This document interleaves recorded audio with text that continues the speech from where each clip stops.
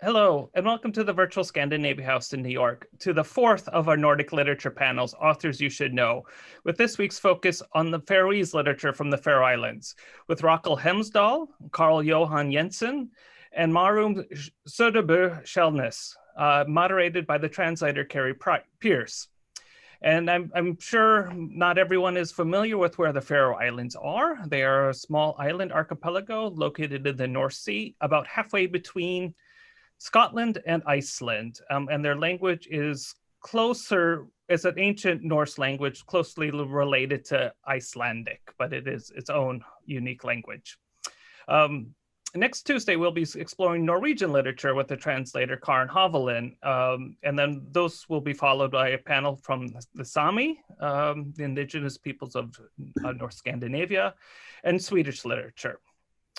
Support for this event has been graciously provided by the Nordic House in the Faroe Islands in Tórshavn. Media support for the series has been provided by the journal EuropeNow, published by the Council of European Studies at Columbia University. And I would also like to give a big thanks to Johannesson from FAR Literature of the Faroe Islands for all her help and for these author videos that you will see. I would now like to introduce the moderator for today's panel. Kerri Pierce is a writer and translator living in Rochester, New York. Her translations from 8 languages have appeared in The New Yorker, Words Without Borders, and World Literature Today, among other places, and has been shortlisted for the International Dublin Literary Award and the Penn Translation Prize. And she has a PhD in literature from Penn State. Please welcome Kerri.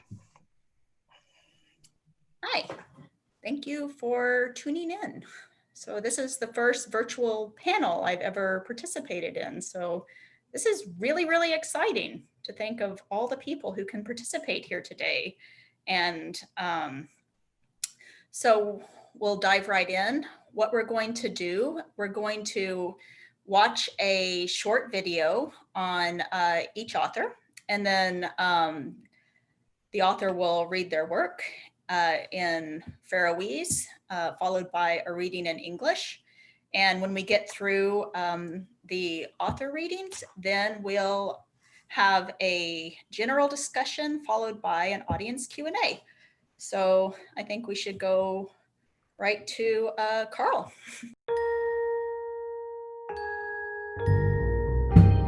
Jeg heter Jóhan Jensen. Jeg har skrivet hver 6 skallsøver siden årene. Ta senest heter terningar, søver av tilvild. Og jeg kan snurre seg om, hun snurrer seg om tilvildene. Og hva tilvilden gjør vi livet til en enstakling som vekser opp inn i en fjerde bottene og stedet norrafør i havna. Og hva til fer av til stedet, bare liver og sånne lytla bletten inn i det som fjerde botten. Og han lever i jøgnen. Jeg står en part av jøgnen til som ånder sier om heimen. Det en søva som grunden teker tilvildene som driver livet som høvesevne. Og dette er vi målsagnen og i tog jeg bare være til. Han ensamme støvan som menneske og hun et høvestemme i øtlenboken, eisen ut at hun til de eldre bøkene som til dem. Det snøyer seg øyne om ensamme da alt kommer til alt. Jeg har mine til døgns for det målslige, så jeg har mine egne homeddrunker og hvordan målet skal være. Den listelige strømbanen, hun krever det så hun nøyest av være her, annars døyer tekstene bare. Altså, du må også kunne være nøgte ved det som du legger frem og standa vitt. Og skal du gjøre det, så kan du ikke bare slaske for det.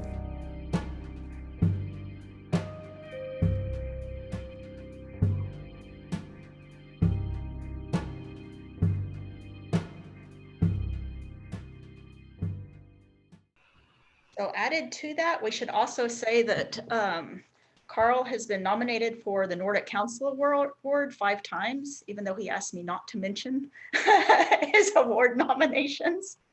And this particular work that you're going to hear about apparently took the Icelandic translator a decade to translate. And a bit exaggerated. And I would talk to the Portuguese translator Luciano, and he mentioned a similar journey. I don't actually know if it took him that long, but Anyhow, I'll turn over the floor to Carl. The Icelandic translator was actually a year about it, but our Brazilian friend has been at it for about 10 years on and off. I was going to read, should I do that now? A bit out of this book that's called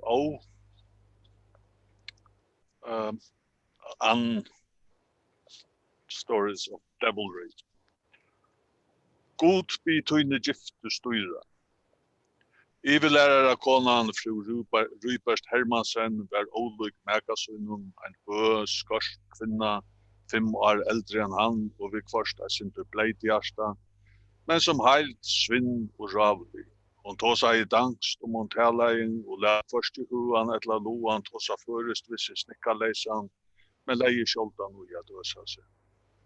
Hon var døtter av en landskjentan strengan postmestara Jens Erik Vyperst. Han var giten fyrir at han var vært vi i krynum mot Prøysun i 1835, hei barst vi dubbel, og jeg halter av en sprøntjebråte, myrskur i sinne, stundum kunde han hamskiftast og leika ui som han gjør. Havnamenn røfte han kvinne til han var så planmaster. Etter lokna kruksteinastund hei Rupert, som var av evnavn, men ikke i samme måned, mikvante falskje, vise boskap og lagfrøy i Kjeppmannhavn, men var drikve vi at hega nega preg. Tulja et var fyrst i 1870 kom han så til Farja, Amtskrivstoven at arbeida som avløysar i skifte med festes. Tar fyrst måneder boi han til leie sammen ved sjukrehuslaknan under Paul Fobian i en huset, som Knut Hermansen åttener i bakka. Nu skaga og striskiftene såleis, at tver arbeidsjenter tante seg kjeppmannstjonen under tranten, som enn var rettelig av nøyskift. Der gengur til skiftes man har bakka til leiararnar, boar anna kvantian til å gjøre rent fyrir der, og anna kvantian til å koka dem og døvra. Annor arbeidsjentan Atalia, atta ur eldehug. Óvist var aldrennara. Talia var en heldur óljót en vøkur kvinna. Hon var lavaksen, smalaksla, smabringut, kakkut, myrklagt i anlite, vi svarstum eion så det var skag, flætnæsa og breimid. Korsni hei hon eit sérkjenne, og meiri enn nega ytre trea skildjana fra ørum konefalkje. Henne var en kraft og skap, ein nærum ivernaturlig kraft, og rådde kvarsmas kjesse, vi sama kalda skini av sægløysi og åtilvite, som maner ræv og flå og fjøre. Men Talia var ein mjuk sval, og leida kraftsøyna som ein vifføtta synd, og hun måtte bøta fyrir kvarjon degi, og hun tog imot i öllun som krafter vilte til hennara, sløkte, døvde, dinnai, alt vi sama eimjuka og i skapet. That was that. All right, I'm going to read the English, and then Carl, I'll ask you to just say a few words about what this particular novel is about. This is called May Your Union Be Blessed. The head teacher's wife, Mrs. Rupert Helmsdal, was quite unlike her husband, a tall, angular woman, 5 years his elder, sometimes prone to kindness, but mostly brusque and bossy. She spoke Danish, when she spoke at all, and allowed no one to address her in Faroese with impunity, although she rarely cared to make a fuss. She was the daughter of a stern postmaster, Jens Erik Rupert. He had become known across the land for having fought at the Battle of Dubal in the 1865 Dano-Prussian War, where an explosion had left him with a limp. His dark disposition could sometimes transform him into fits of demonic rage. In Tórshavn, his thin, high-pitched voice earned him the nickname Bleeder. Having completed his military service, Rupert, who was from a well-bred but not equally well-to-do family, studied economics and law in Copenhagen, but delayed taking his final examinations. He came to the Faroes one spring in the early 1870s to work at the governor's office as a temporary replacement, but ended up staying on. For the first few months, he rented lodgings together with a surgeon, Paul Folien, in the house at Bakka, owned by the shopkeeper, Knut Helmsdal. As fate would have it, there were two housemaids working for the newly married shopkeeper. The housemaids took turns tending to the lodgers in the house at Bakka, one day to clean for them, the next day to prepare their dinner. One of these housemaids was called Talja, originally from Elduvich. Her age was uncertain. Talja was more plain than beautiful. She was short with narrow shoulders, a small thick bosom, and a dark complexion with black slanted eyes, a flat nose, and a wide mouth. She had, however, one particular attribute that distinguished her more than any external feature from other women. She was possessed of an internal, almost supernatural power to command any man's desire with the same cool glow of innocence and oblivion as the moon commands the tides. But Talja was a gentle soul. She considered her power a sin for which she must atone every day. But she accepted whomever it drew to her. She satisfied, soothed, and satiated, all with the same humble diligence. Yes. Should I say something about the book then? Well, this is I don't know if I would call it a novel, but it's a collection of stories that all have somebody has compared it to the Bible, only the Bible is about the good Lord above, and this is about evil and how evil works, in everyday life, more or less. And it centers on two main characters. There's one teacher called Danielson, who is a kind of a priest or preacher, and his opposite is sort of a vampire-like creature that comes out of Eastern Europe in the middle of the 19th century and sort of lives on and never dies. And so the structure is actually there's the earthly evil and the mythological evil sort of meet in a number of stories. Instead of writing a story about, for instance, Second World War or atrocities in our own time, I chose to look at it more sort of on an individual plane and let the character go through everyday evil from which the bigger atrocities emerge anyway. It's a long book. It's about 1,000 pages. So, yeah, I don't know what more I could say about it in a short. Yeah, we could get back to it. Sort of.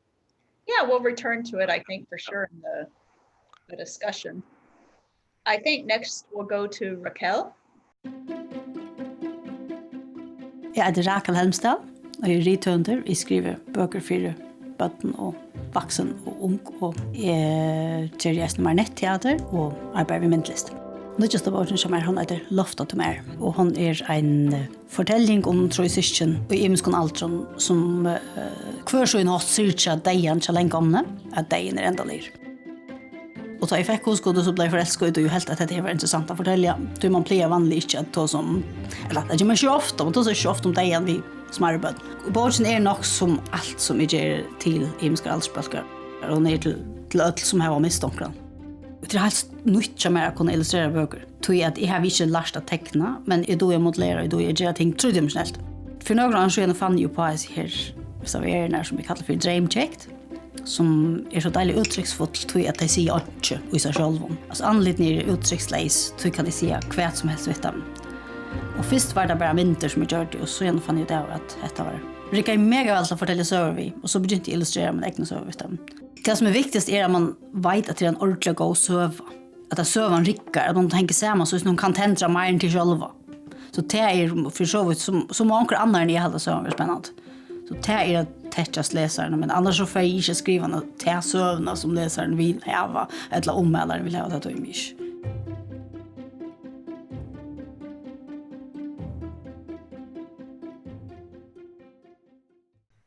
Okay, do we have Rakel on the screen? Yeah, I'm here somewhere.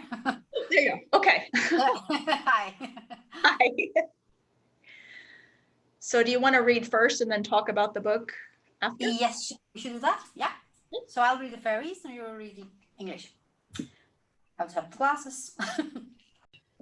Träge och stjärnorna. Ett andarhalt ständer allt stilt. Luttelbætja greinene, syster sidande under tränon, storebætja standande vid brunnen, drekjen under tränon, krakenar i luftene, ønsken sier etter høyre neka, allheimrene frister, atler som han er. Så gjeila tvær røtter i kår, nei bætja, ikke hoppa! Luttelbætja Jeffsta flenna. Hva er det? Storebætja røyner å få mynden ur høttenen, av en luttlare kiste, og vi vil låra ned under linjen lenk om og lenk av. Og tuskar i til träg. Gåe, fitte, luttlebætja. Du måste ikke hoppa. Sitt bare her, og haltar ordentlig fast. Ikke hoppa. Gåe, bætja. Ikke hoppa. En islig rød kommer på i. Hva alle kan gjerska her oppe, du luttelig klubbe? Systrar kom av fötter och varnast inte så vad och skit någon ner i mattebarsen. Vad är han när du färn upp i träja? Vad ska du komma ner? Storebætja smäckar hånden ut och hälter om munnen och henne. Arn hon får sakta och nämnlig år. Du är raskare och stor, du är klar att klintra helt upp, bætja. Men nu måste komma ner. Men jag vill hoppa! Du kan slöfta mig här, Storebætja. Det klarar vi ikke. Du er så lengt oppe, svarer han vær. Og du er så tjøkker og tunker, sier syster, som nu leis av hånden i Storebætja. Men jeg vil! Gans du ikke, det er så splattast du, sier syster. Splattast, hva er det? Spyr Luttle forvid. Dorst, greier hun fra, som keilanda lirrer så videre. Dorst? Lukka som lengkomma? Spyr han. Nei, lengkomma datt ikke nir ur tränon, svarer hon først. Ja, sier Storebætja. Dette du nir, så dorst du. Lukka som lengkomma. Kom jeg så eisen opp til stjärnen her? Nu er han forvitt. So, Kerri? Yes, okay. Yeah. The trees and the stars. For a breath, everything stands still. Little brother on the branch, sister under the tree, big brother by the well, the kite in the crown, the crows in the air. Nobody says or hears anything. The universe is frozen, every atom of it. Then two voices scream in unison, "No, brother, don't jump!" Little brother stops laughing. Why? Big brother tries to shake the image of a tiny coffin lowered into the ground next to great-grandmother and great-grandfather and rushes to the tree. Please, please, little brother, you mustn't jump. Just sit there and hold on really tight. Don't jump. Please, please, brother, don't jump. An angry voice chimes in. What on earth are you doing up there, you little lump? Sister is back on her feet and doesn't notice how wet and dirty her bottom is. Why in the world did you climb up the tree? How did you get up there? You're far too lit. Big brother's hand shoots out and covers her mouth before she has a chance to say the unmentionable word. You are such a brave and big boy, brother. You climbed all the way up there on your own, but now you have to come down. But I want to jump. You can catch me, right, big brother? No, I can't catch you. You are too high up. he replies gently. And you are too fat and heavy, adds sister, who has managed to free herself from big brother's hand. But I wanna. You can't because you'll go splat, sister says. Go splat? What's that? Asks the little one curiously. Die, she explains, like a doornail. You won't move a finger. Die? Like great-grandmother, he asks. No, great-grandmother didn't fall from a tree, she replies sourly. Yes, says big brother. If you fall down, you will die, like great-grandmother. Will I also go up to the stars then? Now he is curious.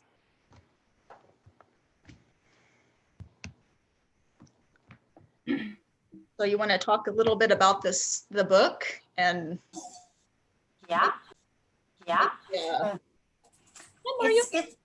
It's the story about it's a story about these three siblings, and it's a story about death, because they, for the first time in their life, most probably they meet death, and it's the great grandmother that has passed away, and it's the day after the funeral, and you meet the story in three versions. First, the little brother, who isn't really conscious, but he's really tiny. He's like 3-4 years old, and he doesn't really understand. But somewhere inside, he understands something of it. But like, he just does things as a small one does. And then you come to sister, who is like the double of age of the little one. But she chooses not. She doesn't want to think of it. She chooses not to think of the sorrow, so she doesn't. She puts off the kite, she runs, and she does a lot of things. And suddenly she finds out this lovely word, the name of the zephyr, the name of the wind. And it was great grandmother. She used to use. She told her that word, and she doesn't. Then suddenly I'm very sorry. I thought of that. She doesn't want to use the word because that makes her think of great grandmother. And then we come to the big brother, who is the double the age of the sister, and he sits on the well, and he accepts the sorrow, and he cries, and he sits on the well and thinks how many tears he can cry, enough to fill the well, so maybe great grandmother's face will come up from the well, and he thinks of all the things that he has lost because she went away. And then we come to the situation that every chapter ends with, that little brother has climbed up to the tree, and he wants to jump down. And of course, if he's so high up in the tree, he will die. So they have to make a very little one understand what is death, and that death is final. But that story is that you have to know that death is final, even though you're very, very, very small. So. Yes, and it's called Will You Catch Me in English, right? Yeah, it's called Will You Catch Me? Yeah. Okay, wonderful. Well, one thing I definitely want to come back to is the fact you illustrated this in 3D, and yeah. I see your little people, your dream people. Yeah. All right, maybe we can move to Marjun now.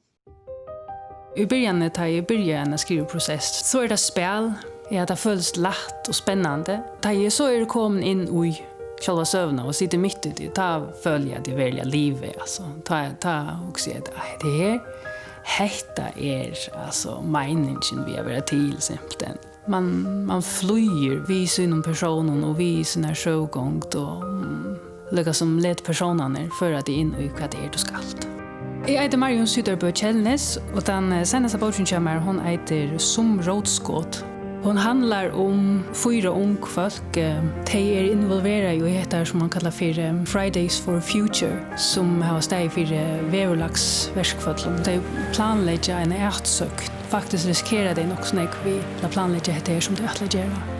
Det öliga viktigt för mig att sammanfinna, inte bara det politiskt branschfarliga ämnen som är det dolching och vävlagsbröjningar som ödler jag enig, men verkligen att häcka de unga och sätta det i mittdeblen, att boken eisen ska handla om teragerans trobläggar och sätta på förska ungdom i mittdeblen. Det är alltid varit det viktigaste att jag har skrivit långt.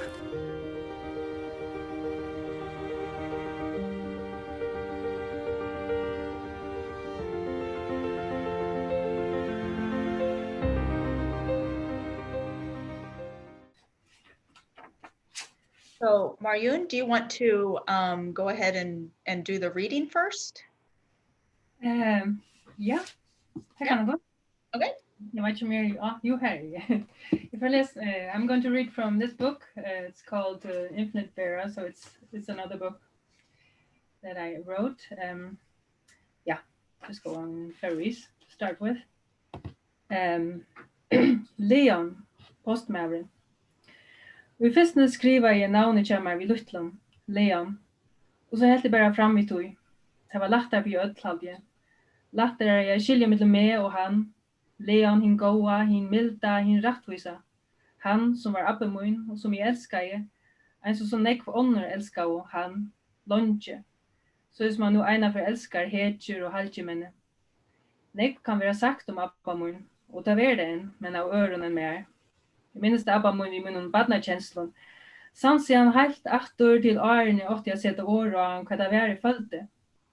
Seitene rundt i bæge ikke å være som han, og at være som han. Men det dumpa i sindarlige i baun rundt honom.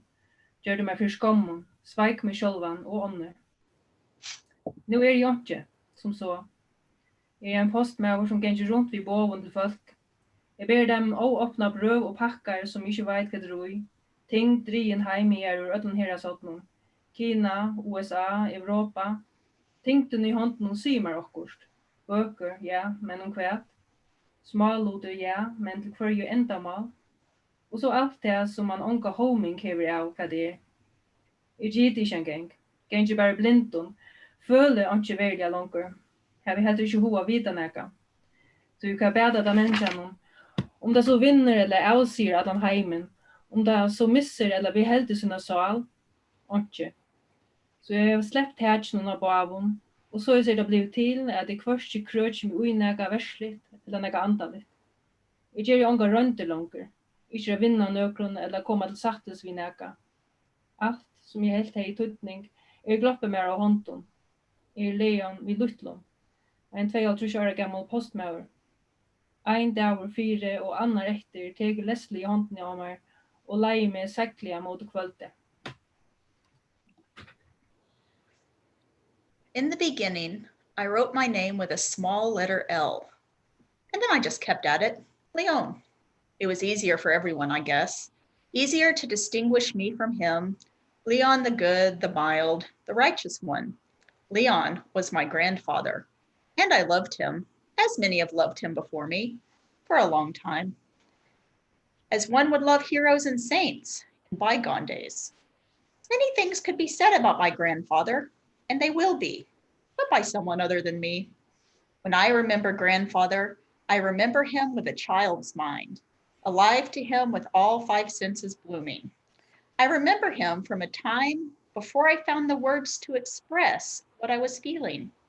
First, I tried to be exactly like him. Then I tried to be nothing like him. But I failed miserably at both attempts. I put my name to shame.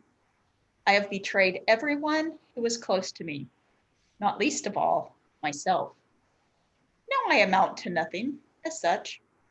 I am a postman, a man who brings tidings to other people. I deliver their letters unopened, their packages unmolested. They are sent from all corners of the world, China, the United States, and Europe. The weight in my hands tells me little. Books, yes, but about what? Paraphernalia, for house and home perhaps, but for what purpose? Then there are all those packages which don't reveal any clues of their contents.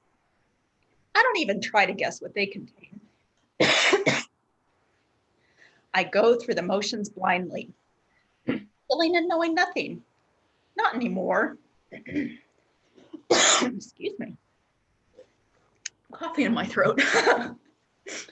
Feeling and knowing nothing, not anymore, nor do I want to. For what shall it profit a man if he shall gain the whole world but lose his soul? Nothing. I have given up both worldly and spiritual matters. I no longer dwell on one or the other. I have stopped trying to gain or lose anything, nor do I reach for some kind of resolution.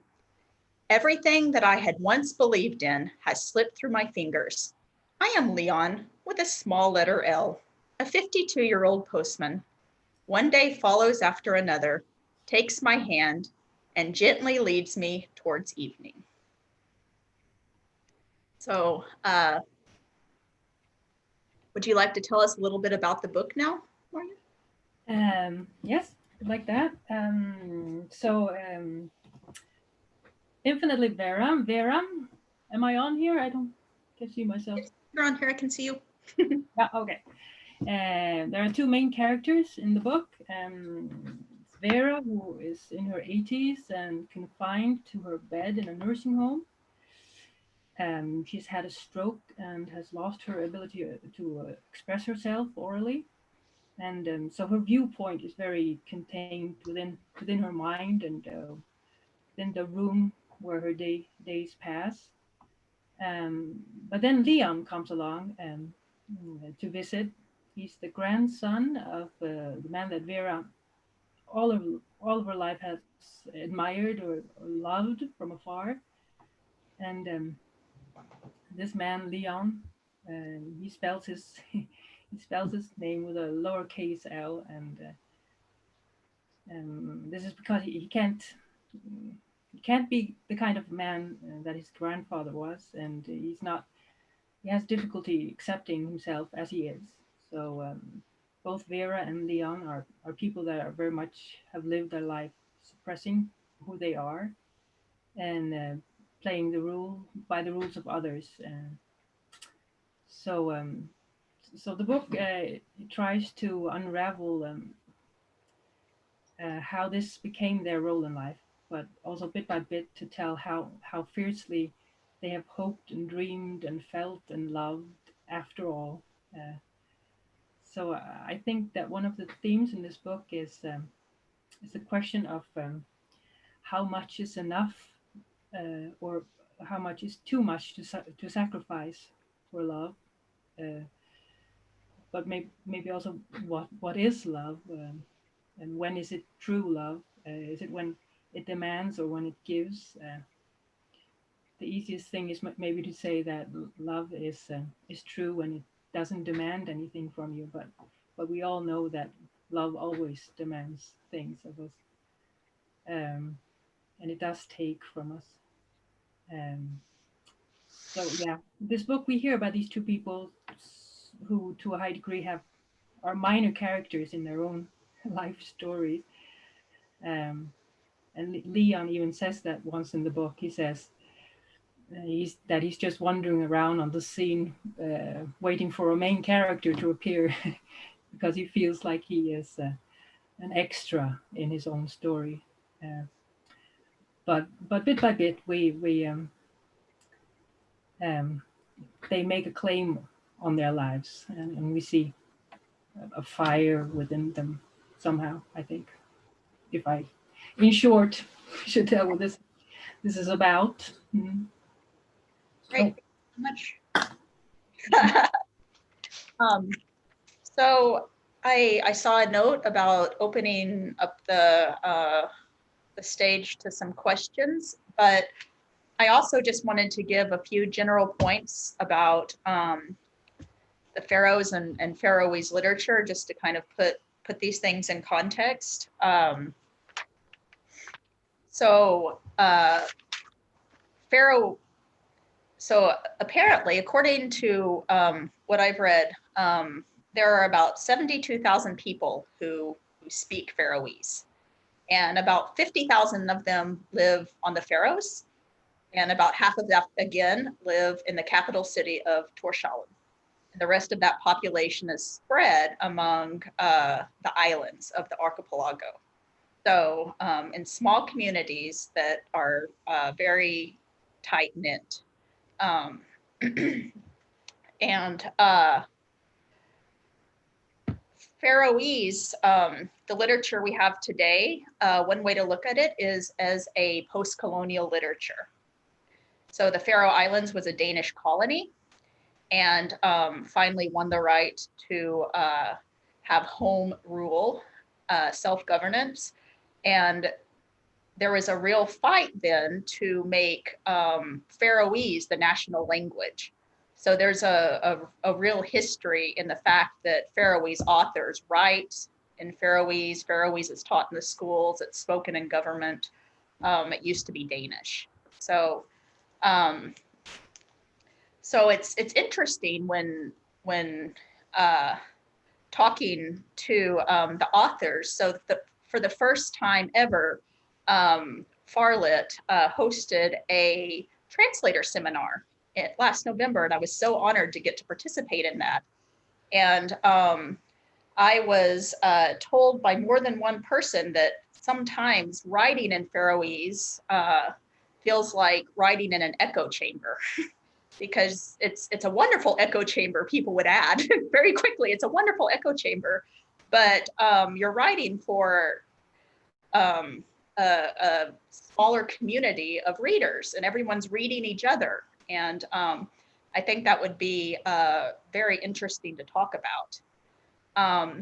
Also the fact that, and then I'm going to stop talking and turn this over to the authors, but also the fact that in Faroese literature outside of the Nordic countries is relatively unknown.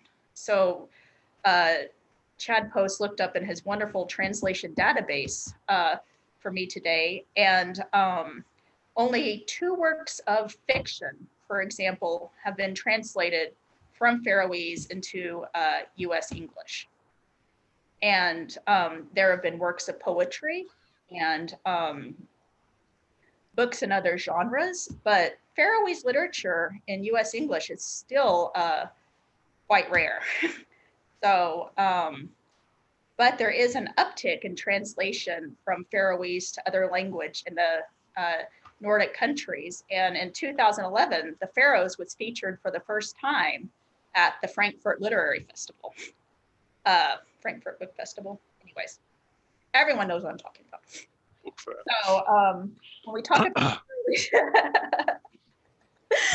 when we talk about Faroese literature today, there's some really interesting things to keep in mind just about the tradition in general. So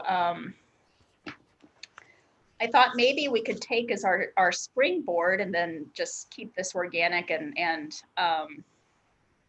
let the authors chime in, etc., and take over. A question we got from an audience member, which was really intriguing, and it begins, I'm just going to read this. Much Faroese language and literature, including poetry and music, owe a debt to natural landscape and traditional practices. Elements of strong community and family cultures are all part of what it means to be Faroese.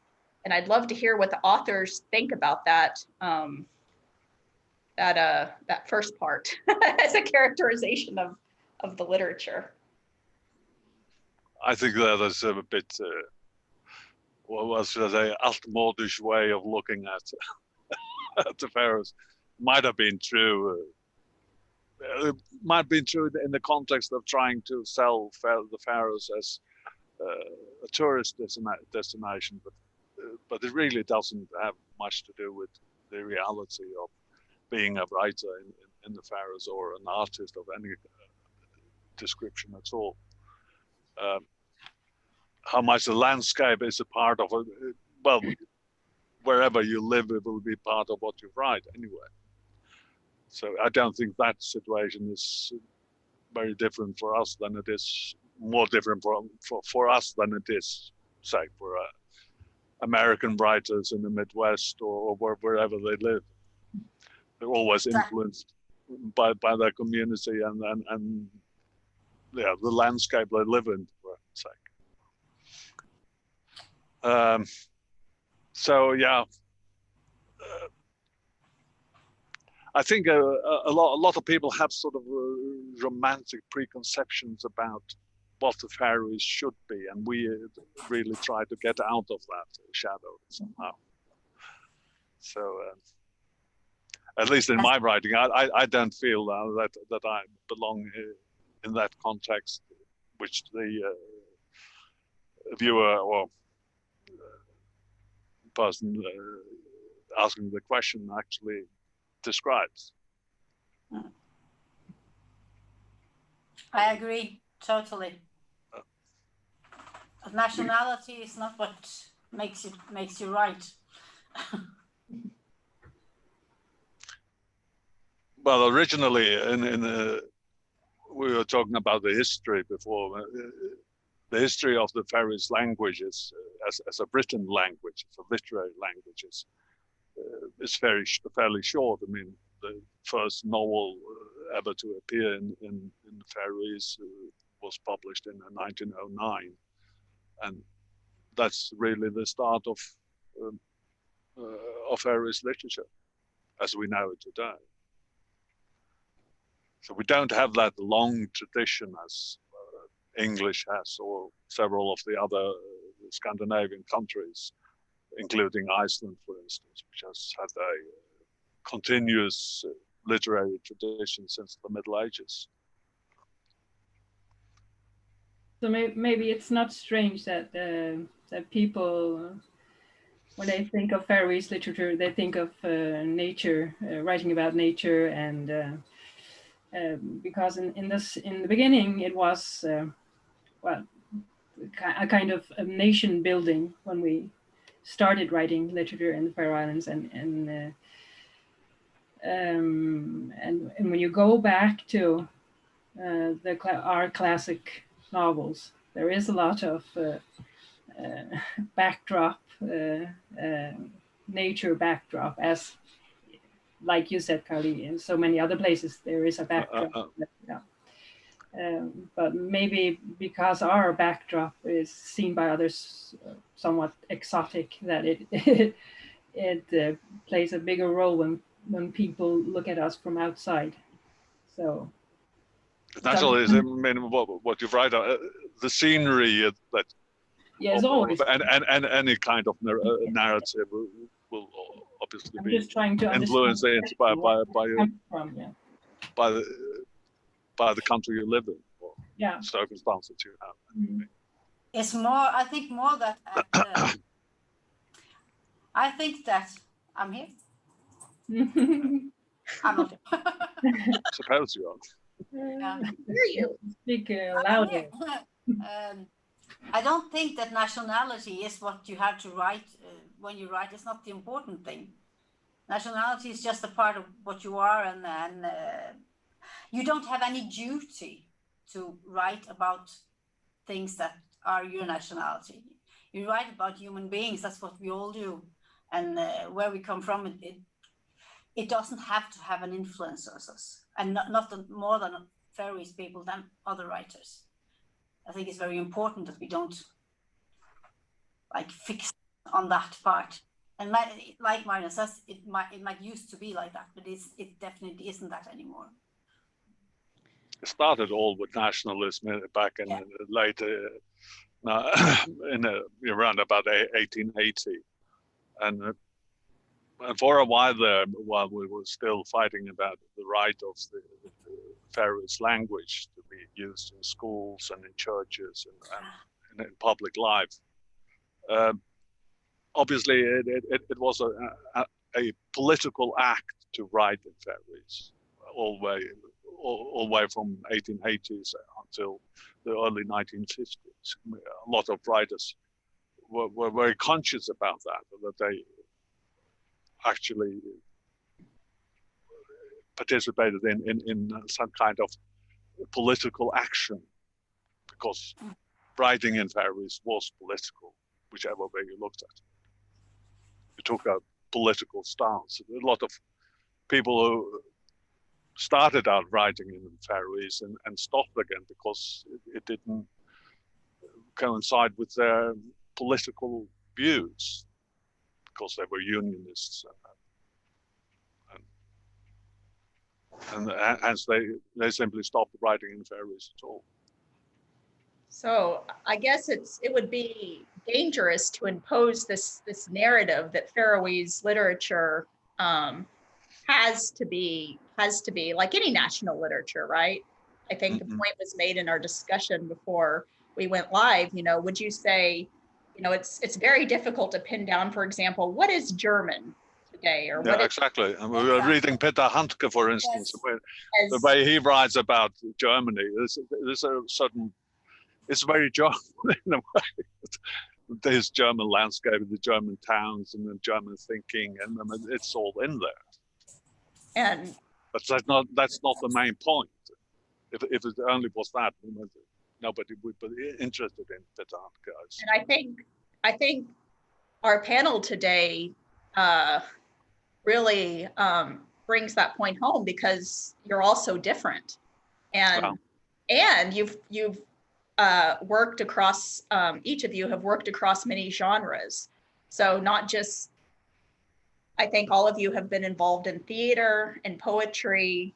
Rakel has her marionette theater that I think is so cool. And so it would be reductive to pin any one author down to the Faroese elements in maybe their work. Of course, they appear because that's where you live. Mm-hmm. Absolutely. So I want to turn to some of the questions that are appearing in the chat. And the first, and this actually segues nicely, would you, the authors, think there has been a shift in scope in Faroese literature that runs with or against the tides of globalization, especially in recent decades? So has Faroese literature changed as the world becomes more global? And is there a reaction with or against that idea? Can't say I'm particularly aware of that. I mean,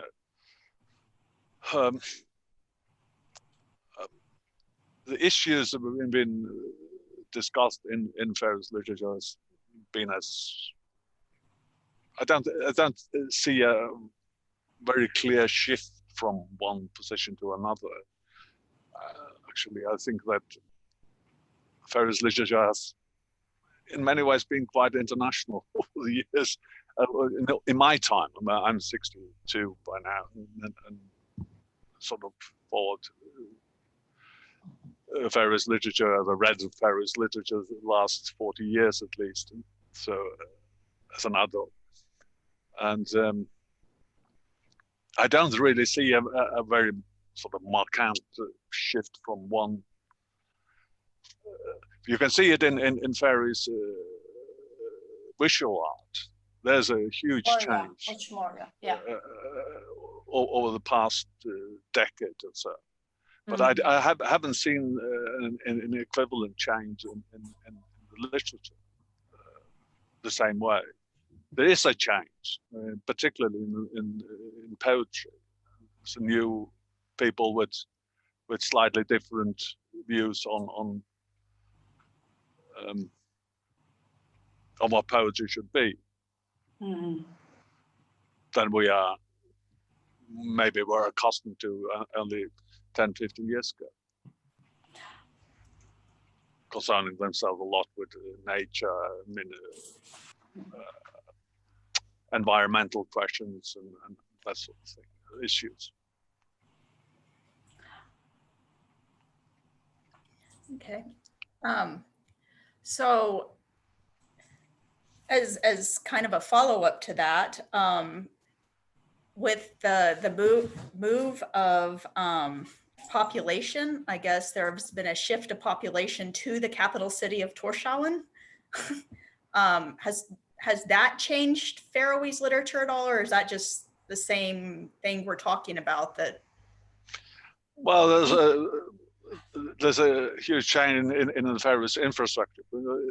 When I was a kid, the villages were still fairly isolated. Now everything has been connected. We drilled tunnels, undersea tunnels to connect the islands, and so the idea of the village as it was 50 years ago, that has gone a long time ago. So I can't really see that the shift in the demographics really are going to make a huge change in the literature as such. Exactly. Many of the writers of the 1930s were they concentrated on their village life. There was people like Ein Bru and Martin Johansson, for instance, who wrote about their upbringing in their villages, respective villages. So, Marjun, I know your book actually deals with that a little bit, right? The opposition in kind of the older society and the newer, with the tunnels, with the connectedness that didn't used to exist. Well, yeah, like I explained, there are two characters in my book. So the Vera is like she represents an older generation and how Faroe Islands used to look back in the time where you could be isolated on an island and very much contained in that society, and everything was the village or was the island. And then there is Leon, who is a representative of the modern times, where we have this connectedness with each other, also because of the internet and what have you, and the globalization and so on. So it's very, yeah, it's the contrast is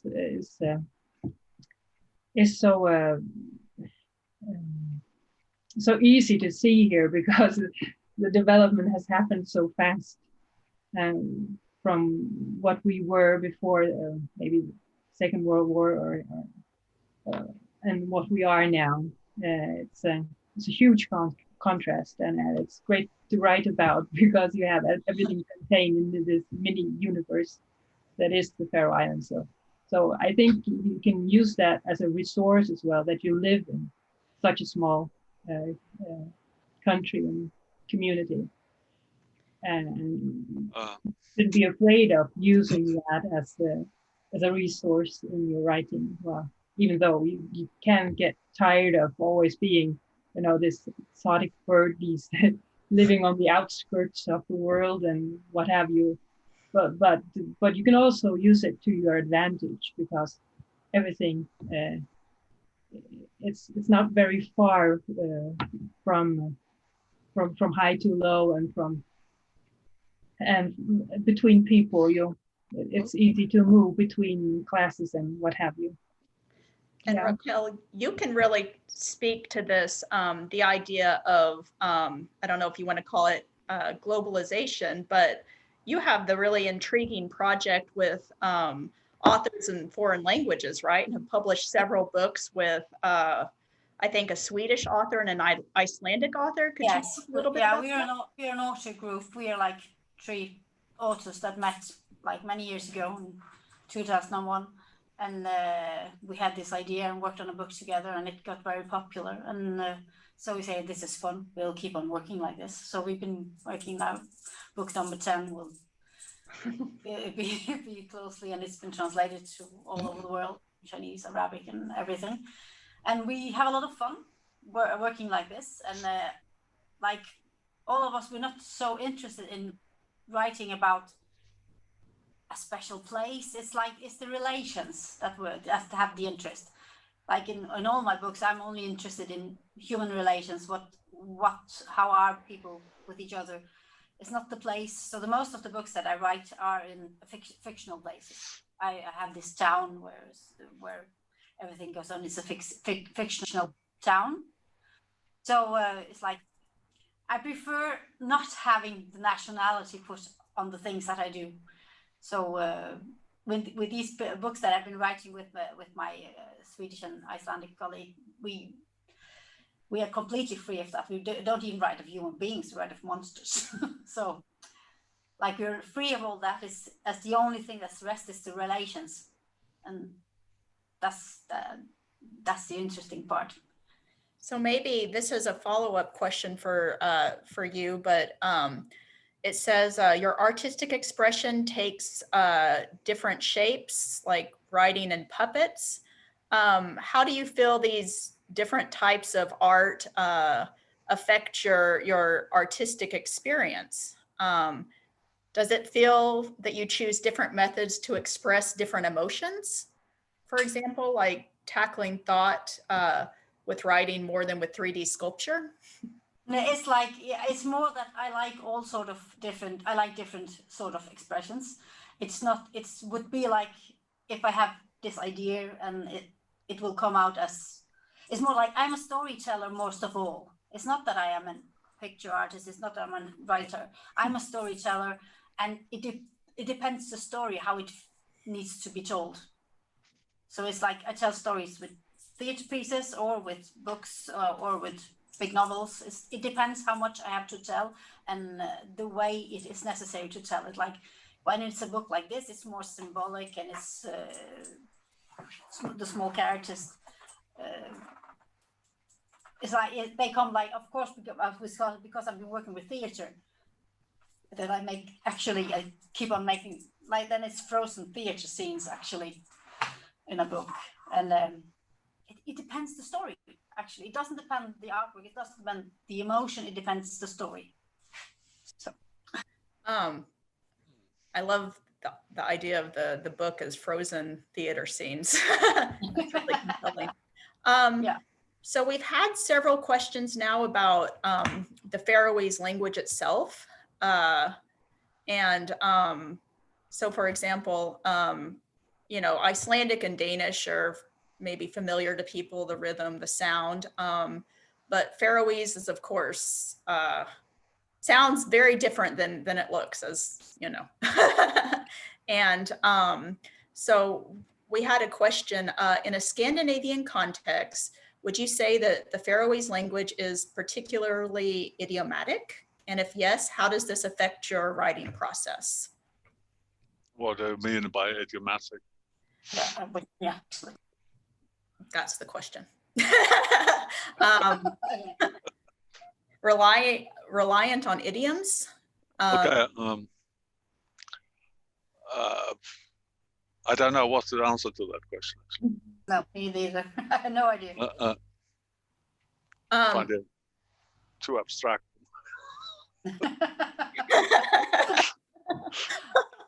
Well, maybe another way to approach that is, the Faroese language is related to Icelandic, but it's also very different.